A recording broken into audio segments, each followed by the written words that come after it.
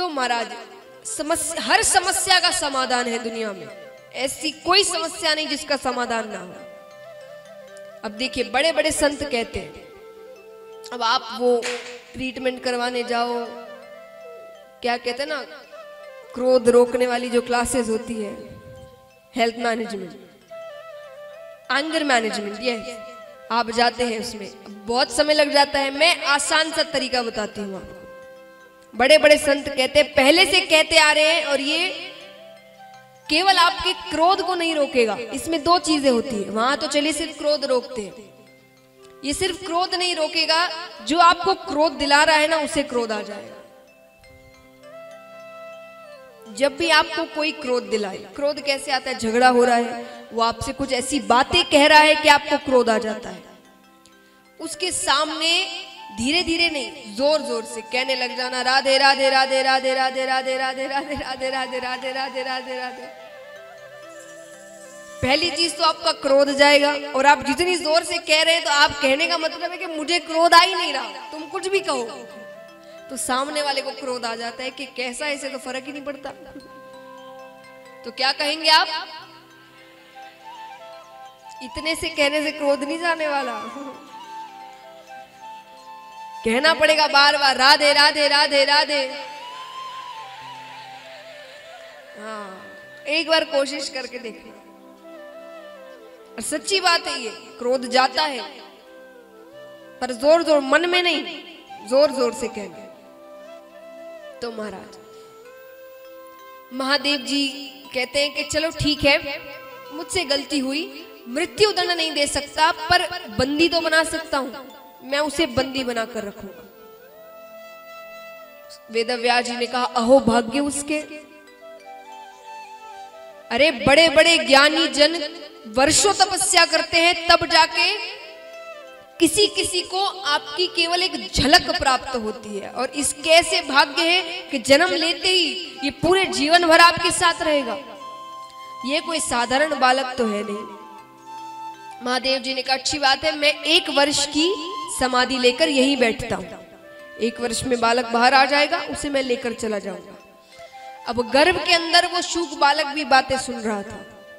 उसने कहा, समाधि ली भी तो इतनी कंजूसी से, 1 वर्ष की, अरे 16 वर्षों की समाधि तो मैं लेकर बैठता हूं गर्भ के अंदर, और उस छोटे से शुक बालक ने गर्भ के अंदर 16 वर्षों की समाधि ली। 1 वर्ष बाद महादेव जी उठते हैं, लाइए बालक। वेदव्यास जी ने कहा, बाहर आना तो दूर, 1 वर्ष में उसका आकार भी नहीं बढ़ा।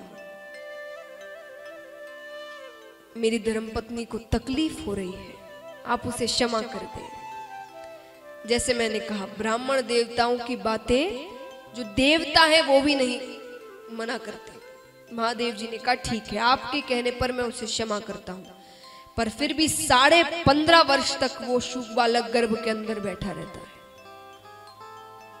पर अब धीरे धीरे जब तबीयत ज्यादा खराब होने लगती है, और इतनी कठोर तपस्या वो कर रहा है कि बाहर वायुमंडल शून्य होने लगा, तब सब देवी देवता ठाकुर जी के पास जाते हैं, प्रभु अब उसे कैसे भी आप बाहर निकालिए।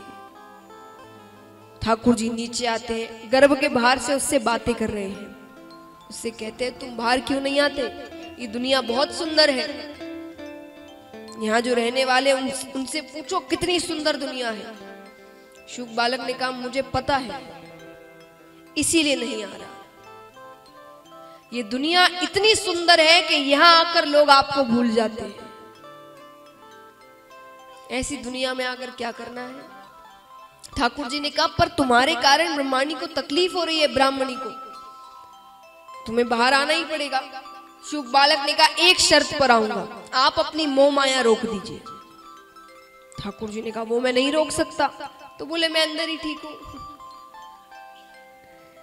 तो ठाकुर जी ने कहा, ठीक है, एक क्षण में जितना समय होता है उसका जो 100वां हिस्सा होगा, उतने समय के लिए मैं अपनी मोह माया रोक दूंगा।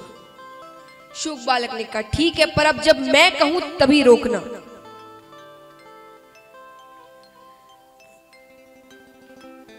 तो शुक बालक अब अंदर पूरी तैयारी कर लेते हैं बाहर निकलने की।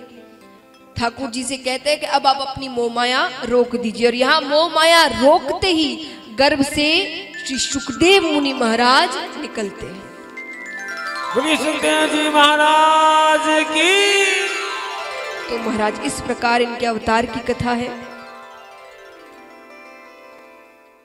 आप कई बार कथा कीर्तनों में जाते हैं तो जो महाराज जी होते हैं या गायक होते हैं वो आपसे ताली बजाने को बहुत कहते हैं। ताली क्यों बजानी चाहिए? ऐसे तो देखिए जो बाकी चीजें हैं कि भाई वो स्वास्थ्य के लिए अच्छा होता है, ये चीजें वो अलग है, लेकिन कीर्तन में ताली क्यों बजाना चाहिए? जब आप किसी सत्संग में आते हैं वो 3-4 घंटा आपको और कुछ याद नहीं आता, और चीजों में आप नहीं रहते, आप केवल भगवान की कथा सुनते हैं। वो कई बार जन कहते हैं कि भाई 3 घंटा जब आपकी कथा सुनते हैं या किसी की भी कथा सुनते हैं वो तब बड़ा अच्छा लगता है। तब तो मन में विचार करते हैं कि अब तो भगवान में लगना है, भक्ति करनी है, पाप छोड़ देने। पर जैसे यहां से बाहर जाते हैं कुछ घंटों बाद